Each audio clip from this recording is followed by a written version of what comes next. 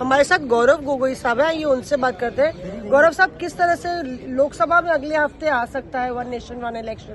Cabinet ने मंजूर कर दिया, मोदी साहब का मिशन था। मोदी जी ने कभी खुद दिखाया नहीं कि उनको वन नेशन वन इलेक्शन में विश्वास है।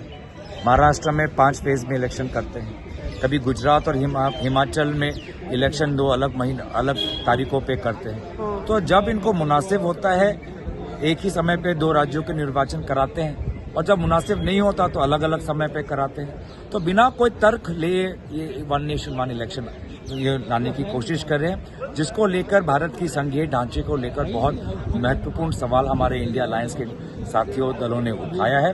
और इंडिया अलायंस के विभिन्न दलों ने पूरे चुनाव की प्रक्रिया में जो बहुत महत्वपूर्ण सवाल उठाए हैं, उन सवालों का उत्तर वन नेशन वन इलेक्शन में नहीं है। ईवीएम को लेके, वोटर लिस्ट को लेके, चुनाव आयोग की कमिश्नर्स की नियुक्ति को लेके, सुप्रीम कोर्ट की भूमिका को लेके, पोल कोड, बॉर्डर कोड वायलेशन को लेके कितने सारे सवाल हमने उठाए हैं। तो उन सवालों का उत्तर आज ये सरकार नहीं दे पा रही। मुझे लगता है कि आज हम सबकी जिम्मेवारी बनती है कि चुनाव प्रक्रिया को लेकर जो हाल ही में ही कांग्रेस वर्किंग कमेटी में जो महत्वपूर्ण मुद्दे उठाए उस पर विचार विमर्श। जेपीसी की मांग करेंगे, जेपीसी में भेज देंगे? देखिए, अभी हम अब सारे इंडिया गठबंधन दलों के साथ हम विचार विमर्श करेंगे और गठबंधन के मीटिंग में हम आने वाले रणनीति की तैयारी करेंगे। उसी गठबंधन का हिस्सा तृणमूल है, और जिसने कहा है सुदीप बंदोपाध्याय ने कि मोदी का विकल्प ममता है। देखिए, सभी नेताओं को अपने अपने दलों के नेताओं की प्रशंसा करना जायज है,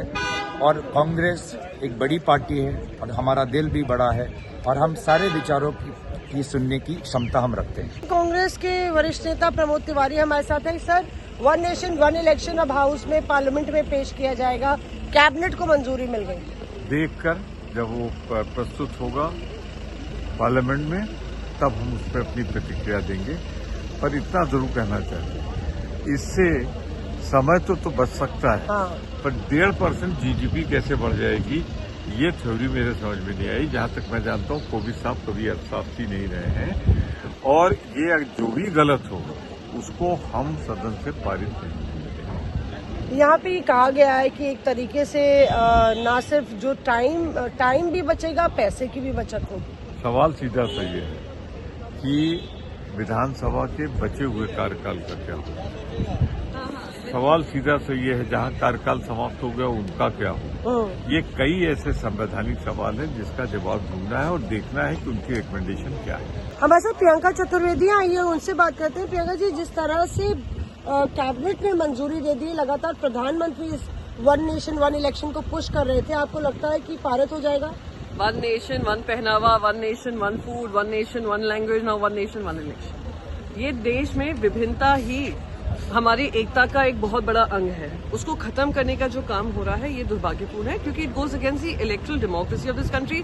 जो फेडरल स्ट्रक्चर है इस देश का, उसके खिलाफ ये काम होता है।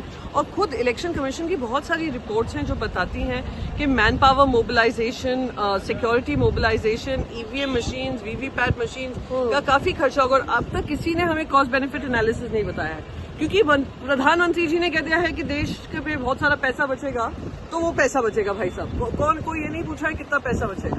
पर एनीवे, द क्वेश्चन ये है कि बिगर ऑपोजिशन जो है कि आप फेडरल डेमोक्रेसी पे फिर से एक चोट पहुंचा रहे हैं, और आपका ऑब्सेशन के आप यूनिफॉर्मिटी लाएं gives undue central government powers. क्योंकि आप अगर कोई सरकार गिरती भी है तो वो गवर्नर के हाथ में सारा चला जाएगा एज एन एडमिनिस्ट्रेटर, जो फिर केंद्र सरकार उनको एज अ पपेट, हम देख ही रहे हैं बहुत सारे राज्यों में as a puppet they are used. Supreme court भी उन्होंने स्टेटमेंट दिए हैं।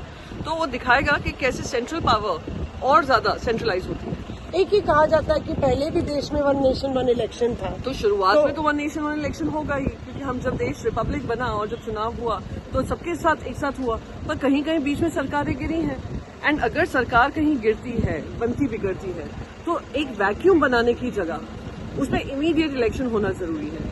आप किसी एडमिनिस्ट्रेटर के माध्यम से वो 5 साल का टर्म उनका पूरा करेंगे, तो कहाँ तक वो सेंट्रल गवर्नमेंट अपनी अथॉरिटी का इस्तेमाल कर सारे राज्यों में अपनी मनमानी करेगी। शुक्रिया हमसे बात करने के लिए। प्रियंका चतुर्वेदी यहाँ पे आज तक से बातचीत में ये कहते हुए कि ये सरकार की, केंद्र सरकार को ओवरराइडिंग पावर्स देता है, और जो राज्यों की स्वायत्तता है, फेडरल स्ट्रक्चर, उसको एक बड़ा प्रहार है।